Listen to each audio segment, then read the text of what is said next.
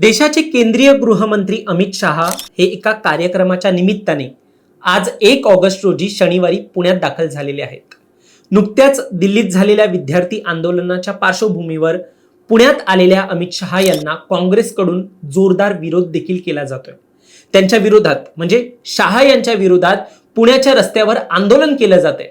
दिल्लीमध्ये पावसाळी अधिवेशन सुरू असताना गृहमंत्री अमित शहा आणि पंतप्रधान नरेंद्र मोदी हे विरोधकांच्या प्रश्नांची उत्तरं देण्यासाठी सभागृहात उपस्थित राहत नाही असा आरोप काँग्रेसचा आहे. त्यात दिल्लीत झालेल्या लाठीचार्जचा काँग्रेसने थेट संबंध हा अमित शहा यांच्याशी जोडलेला आहे. त्यांच्या आदेशाशिवाय लाठीचार्ज, पॅलेट गनचा वापर होऊच शकत नाही असं काँग्रेसचं म्हणणं आहे. त्यामुळे या सर्वांची अधिकृत उत्तरे शहा यांनी सभागृहात दिली पाहिजे असं विरोधकांचं म्हणणं आहे.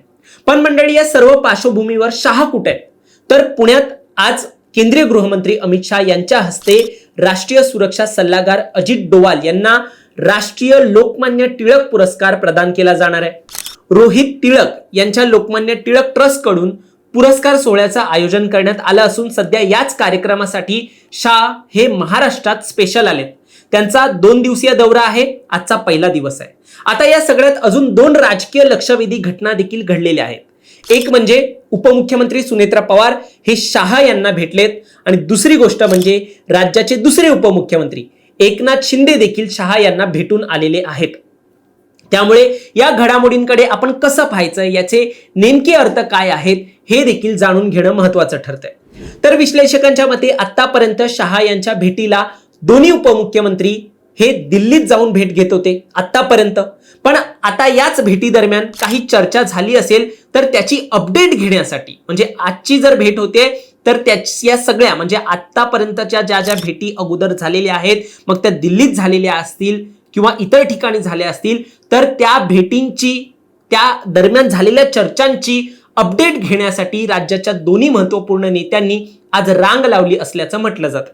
म्हणजे अगोदर उपमुख्यमंत्री सुनेत्रा पवार यांच्याबद्दल सांगतो, कारण ही भेट खूप महत्वाची या कारणानेच कारण सध्या राष्ट्रवादीच्या विलिनीकरणाची चर्चा सुरू आहे आणि दिल्लीत शरद पवार यांच्या राष्ट्रवादीच्या नेत्यांनी भाजप नेत्यांशी भरपूर भेटीगाठी केल्यात. त्यामुळे जे घडतंय, जे अजितदादांच्या राष्ट्रवादीसाठी जाणून घेणं देखील एक महत्वाचं आहे. सध्या चर्चा अशी आहे, सुनेत्रा ताईंच्या राष्ट्रवादीला केंद्रीय मंत्रिमंडळ विस्तारात म्हणजे दिल्लीत जसं एकनाथ शिंदेंना 2 ते 3 मंत्रीपद मिळत आहेत, त्याच स्वरूपात त्यांच्या राष्ट्रवादीचा देखील मान राखला जावा असं वाटतंय. पण विश्लेषकांच्या मते असे मंत्रीपद दिल्लीत वाढवून हवेत तर तशी राष्ट्रवादीची ताकद देखील असावी हे दिल्लीतील भाजप वरिष्ठांना वाटतं आणि ही ताकद जेव्हा 2 राष्ट्रवादी एकत्र येतील तरच वाढू शकते हे देखील विश्लेषकांचं मत आहे. आता यात असं देखील म्हटलं जात आहे, सुनेत्रा पवार यांना डावलून पक्षाचे काही नेते, मी पुन्हा म्हणतो काही नेते ज्यांना मंत्रीपद हवंय ते स्वतः सुनेत्रा ताईंना बायपास करून शहा यांच्याकडे मंत्रिपदाची मागणी करायला जात आहेत, ही देखील एक चर्चा आहे. त्यामुळे सुनेत्रा पवार यांची आजची भेट या अशा भेटींना आणि चर्चेला लगाम लावण्यासाठी देखील महत्वाची आहे. आता यात पुन्हा अजूनही राष्ट्रवादीतला तापलेला मुद्दा म्हणजे महाराष्ट्राचं अर्थमंत्रीपद. अजूनही यावर ठोस भूमिका भाजपने घेतलेली नाहीये. हे पद सध्या मुख्यमंत्री देवेंद्र फडणवीस यांच्याकडे आहे. त्यामुळे सदर पद जे अजितदादांकडे होतं ते पुन्हा राष्ट्रवादीकडे आलं पाहिजे अशी भूमिका आहे. त्यामुळे आजची सुनेत्रा पवार आणि अमित शहा यांची आजची महाराष्ट्रातली भेट खूप महत्वाची आहे. पण या भेटीवर सुनेत्रा पवार यांनी एका वाक्यात स्पष्टता दिलेली आहे.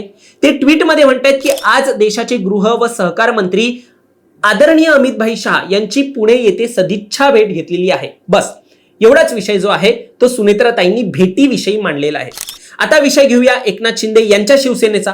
त्यांनी देखील ट्विटमध्ये एवढंच म्हटलंय, केंद्रीय गृह तथा सहकार मंत्री हे 2 दिवसांच्या पुणे दौऱ्यावर आले असता आज सकाळी त्यांची सदिच्छा भेट घेत पुष्पगुच्छ देऊन त्यांचं स्वागत केलं.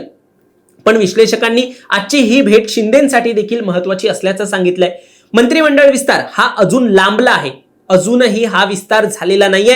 अशात शिंदे यांची खासदार जे आहेत ती संख्या, खासदारांची संख्या 13 वर गेलेली आहे, जी महाराष्ट्रातली सर्वाधिक आणि महत्वाचं म्हणजे भाजपपेक्षा देखील अधिकची आहे.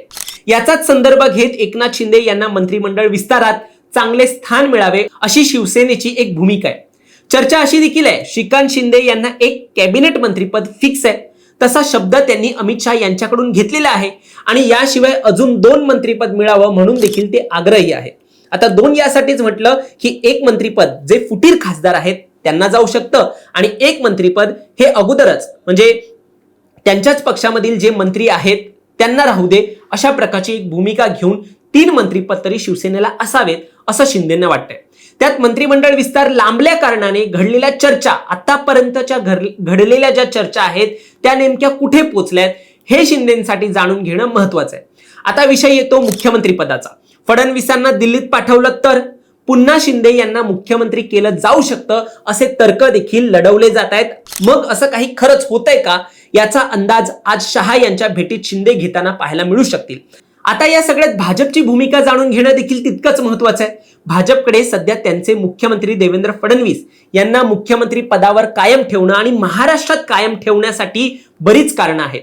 भाजपची आमदार संख्या ही सर्वाधिक आहे.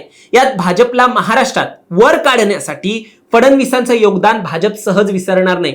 फडणवीसांना 2029 पर्यंत कायम मुख्यमंत्री ठेवलं जाऊ शकतं अशी राज्यात एकूण परिस्थिती आहे. त्यामुळे चर्चेचे विषय एवढेच असू शकतात.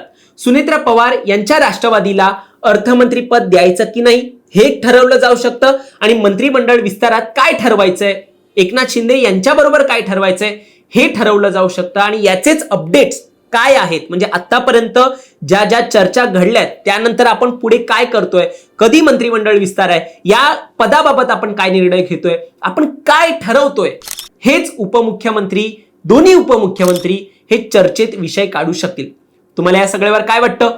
तुमचं मत देखील आम्हाला कमेंटमध्ये नक्की सांगा आणि असेच राजकीय अपडेट्स पाहण्यासाठी सबस्क्राईब करा प्राईम टाइम महाराष्ट्राला.